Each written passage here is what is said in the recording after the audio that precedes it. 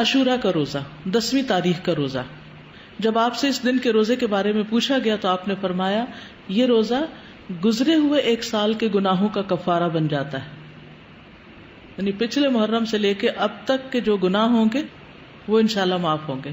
صغیرہ گناہوں کی طرف اشارہ ہے. اس دن کا روزہ جو ہے یہ مستحب ہے.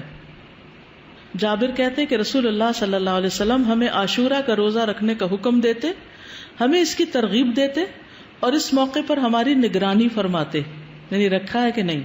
اس کے بعد جب رمضان کے روزے فرض کر دیے گئے تو آپ نے ہمیں نہ حکم دیا نہ منع کیا اور نہ اس موقع پر ہماری نگرانی کی، یعنی نفلی روزہ ہو گیا، مستحب ہو گیا. حضرت عائشہ سے روایت ہے کہ جاہلیت کے ایام میں عاشورہ کے دن کا روزہ رکھا جاتا تھا. جب اسلام آ گیا تو اب جو چاہے اس کا روزہ رکھ لے اور جو چاہے اسے چھوڑ دے. لیکن نبی صلی اللہ علیہ وسلم نے 2 دن کے روزے کا ارادہ کیا، یعنی 9 اور 10 کا. عبداللہ بن عباس کہتے ہیں جب رسول اللہ صلی اللہ علیہ وسلم نے یوم عاشورہ کا روزہ رکھا اور اس کا روزہ رکھنے کا حکم دیا تو صحابہ نے عرض کی اللہ کے رسول یہی دن ہے جس کی یہود و نصارہ تعظیم کرتے ہیں.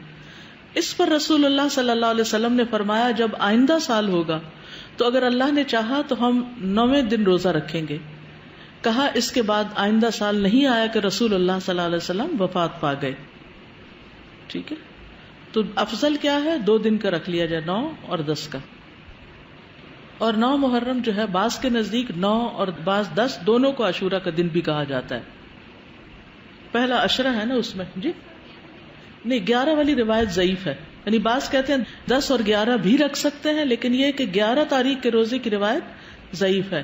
اصل میں 9 اور 10 ہی ہے. ابن القیم کہتے ہیں کہ ابن عباس کا یہ کہنا تم محرم کا چاند دیکھو تو گنتے رہو اور 9ویں تاریخ کے دن کی صبح روزے کی حالت میں کرو. تو اس سے مراد یہ نہیں کہ عاشورہ 9ویں تاریخ کو کہتے ہیں، بلکہ ان کی مراد یہ ہے کہ 10ویں سے پہلے 9ویں کا روزہ بھی رکھو، کیونکہ آپ نے فرمایا تھا کہ اگر میں زندہ رہا تو روزہ رکھوں گا. تو یہ ایک طرح سے آپ کی سنت ہو گئی، کیونکہ آپ نے اس کے بارے میں خود صحابہ کو ترغیب دلائی. بچے چلیں اگر 2 نہیں رکھ سکتے تو 1 تو رکھوائیں. اور یہ جو الفاظ ہیں نا سلسلۃ الاحادیث الضعیفہ کے کہ اگر میں زندہ رہا تو یوم عاشورہ سے 1 دن پہلے یا 1 دن بعد میں روزہ رکھنے کا حکم دوں گا، یہ روایت ان الفاظ سے منکر ہے، یعنی اس کا انکار کیا گیا ہے، اس کی سند ضعیف ہے. اسی طرح ابن عباس کا بھی ایک قول ہے جو نبی صلی اللہ علیہ وسلم سے وہ روایت کرتے ہیں کہ آپ نے فرمایا یہود کی مخالفت کرو اس طرح کہ 1 دن پہلے یا بعد کا روزہ رکھو، تو اس کی سند ضعیف ہے، تو اس لیے بعد والا نہیں. ابن تیمیہ رحمہ اللہ کہتے ہیں صحیح بات تو یہ ہے کہ 9 اور 10 دنوں کا روزہ رکھنا مستحب ہے، کیونکہ آپ کا آخری حکم یہی تھا کہ اگر میں اگلے سال زندہ رہا تو 9ویں کا بھی ساتھ رکھوں گا. تو زیادہ افضل کیا ہے؟ ویسے تو پورے مہینے میں روزے رکھ سکتے ہیں، آپ چاہیں تو 11ویں کا ساتھ رکھ لیں، 3 اکٹھے رکھ لیں، لیکن وہ جو ہے نا فضیلت والی بات اور مستحب ہونے والی بات وہ 9 ہی کی ہے.